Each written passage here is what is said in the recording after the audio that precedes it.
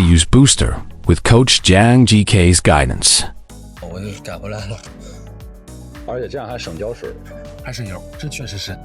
看它剪完还是这么大，一点不妨碍你去最后剪海绵啊，然后你去抹啊，要放到这个瓶盖上，懂了吧？荔枝的瓶盖上。 什么瓶盖都行，这个有点苛刻了。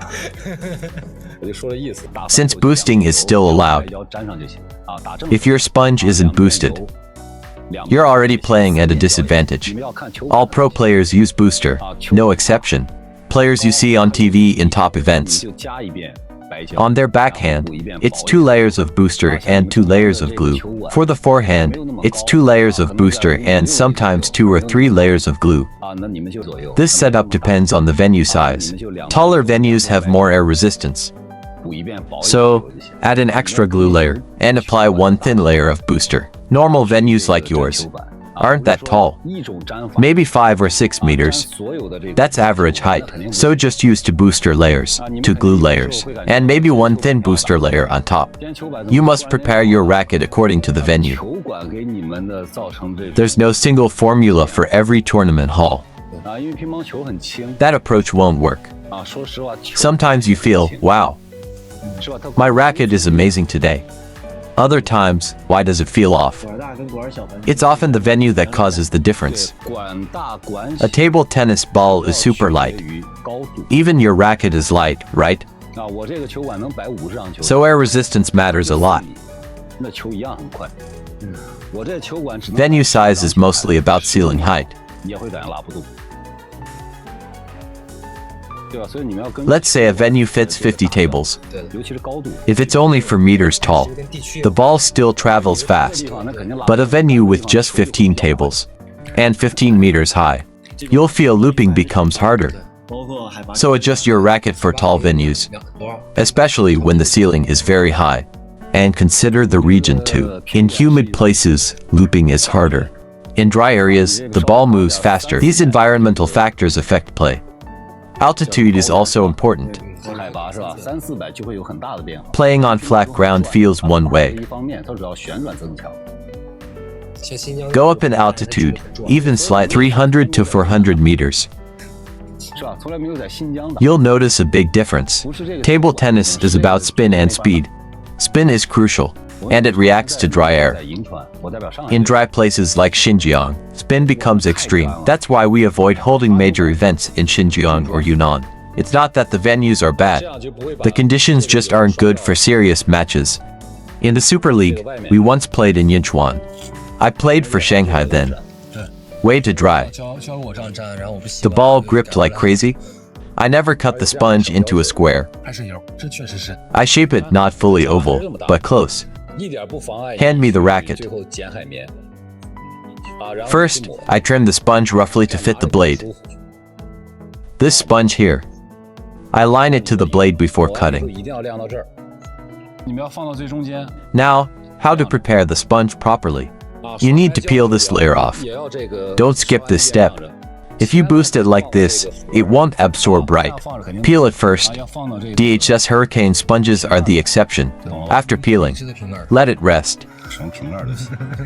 30 minutes to 1 hour. Blow gently on it. Just a light breath.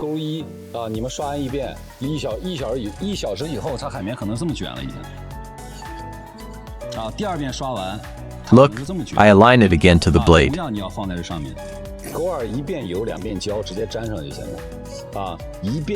Hold it steady with 4 fingers.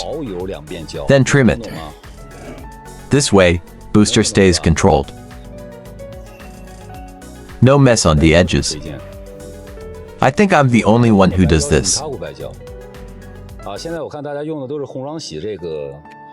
It saves glue and booster too. After cutting, it's still the right size.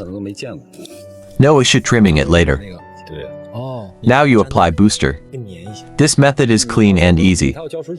Just apply the booster. After that, leave it to dry like this.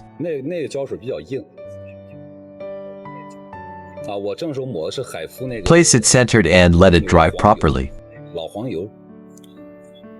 海肤老黄油。 Same for water-based glue. One layer, then dry. Never leave it directly on the table. Don't rest boosted sponge on the box either. Just prop it up like this. Flat on the surface, not good. Won't dry evenly like that. Use a bottle cap or something small. Any bottle works, you get the idea. Or use your rubber roller as a stand. The roller you use to glue rubbers. For example, Donic's new J series rubber. After one layer. After about an hour, the sponge can start curling like this. With the second layer, it may curl even more. Again, make sure to place it on something raised. For the J2, one layer of booster, then 2 layers of glue before sticking. Or use to thin booster layers followed by to glue layers. You got that? You understand, right? Any suggestions on boosters and glue? I usually use Nitaku's water-based glue. But lately, most players prefer DHS No. 15 glue. DHS water-based No. 15. For my backhand, I use Nitaku booster. And for my forehand, Haifu booster. Maybe you haven't seen it. Just hand it over. It's a bit stickier. Nitaku glue feels softer. And my sponge was too dry. Haifu's glue is more like milk. You have to mix it yourself. That glue is thicker. For my forehand, I used Haifu's classic yellow booster. Haifu's original yellow booster. D-glue is thinner. Not as thick as Nitaku's. Never use a hairdryer to speed drying. Heat softens the glue. So just let it dry naturally. Be patient, wait longer. The thickness. When applying DHS No. 15 depends on the brush. The brush makes a difference. You have to consider that. Remember? The brush really matters. But you should apply the same amount. Pour too little. And it's too thin. Pour too much. And it's too thick. Just draw a line of glue. Some brushes soak up more glue. Others less. Back in the national team, my sponge brushes were actually cut from scraps of foam from the gymnastics team. I used to ask them for foam scraps regularly. Every month or 2, I'd get new pieces. Then I'd cut those into small squares for brushing. That's what I used. Always start by applying booster first. Never put glue first and then booster. The sponge will feel bad. It won't have any power. Apply either 1 layer of booster, 2 layers of water-based glue, then a thin booster layer, or 2 booster layers and 2 water-based glue layers. This is for the backhand. Never do 2 layers of water-based glue, then 1 booster layer, then stick it. The sponge will feel terrible. Understood? I'm teaching you how to prepare your racket. Remember this? Since boosting is still allowed. If your sponge isn't boosted, you're already at a disadvantage. If your sponge isn't boosted, and you only put 2 layers of water-based glue before sticking it, that sponge won't work for you. A boosted sponge feels much better. That's just how it is. A soft sponge without boosting will definitely feel bad. No pro player skips boosting. For example, the players you see on TV. When I was younger, I used bicycle tire repair glue. The kind for fixing bike tires. You've seen that before, right?